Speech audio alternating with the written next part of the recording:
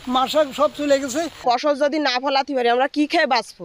এই বাংলাদেশের দুঃসময় দাঁড়াতে হবে আমাদের একসাথে। বন্ধুর পথ পাড়ি দিয়ে বুক সমান পানিতে হেঁটে বন্যার্তদের দ্বারে দ্বারে খাদ্য সামগ্রী পৌঁছে দিচ্ছেন একদল শিক্ষার্থী। রোববার পাইকগাছা উপজেলার দেলুটি ইউনিয়নের বিভিন্ন গ্রামে এই সহায়তা কার্যক্রম পরিচালনা করেন খুলনা বিশ্ববিদ্যালয়ের শিক্ষার্থীরা।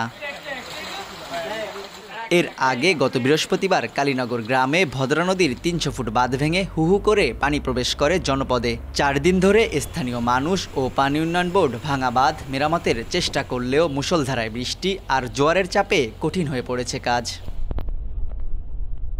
বাঁধ ভেঙে ইউনিয়নের ১৩টি গ্রাম তলিয়ে যাওয়ায় ভেসে গেছে কয়েকশো চিংড়ি ঘের, নিমজ্জিত রয়েছে বসতবাড়ি। ফলে মানবেতর জীবনযাপন করছেন নদীপাড়ের বাসিন্দারা। বারবার ভাঙনের কারণ হিসেবে দুর্বল বেড়িবাঁধকেই দায়ী করেছেন তারা।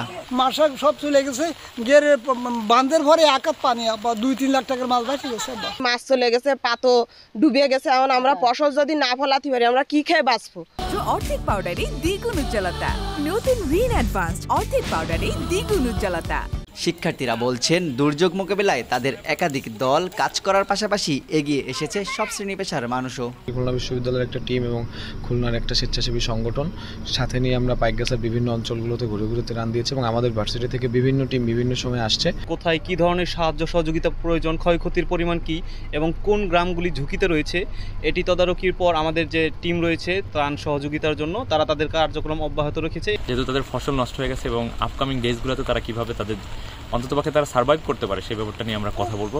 কাঁধে কাঁধ মিলিয়ে হিন্দু মুসলমান একটি সম্প্রীতি বার্তা দেওয়ার যে আমরা চেষ্টা করেছি এবং আমরা একটা স্পষ্ট কথা বলতে চাই এখানে যে এই বাংলাদেশ আমাদের, এই বাংলাদেশের দুঃসময় দাঁড়াতে হবে আমাদের একসাথে। এর আগে গত মে মাসের শেষ দিকে ঘূর্ণিঝড় রিমালের প্রভাবে দেলুটি ইউনিয়নের ২২ নম্বর পোল্ডারের তেলিখালী গ্রামের কাছে ভদ্রা নদীর ২৫০ মিটারের মতো বাঁধ ভেঙে সব এলাকা তলিয়ে যায়।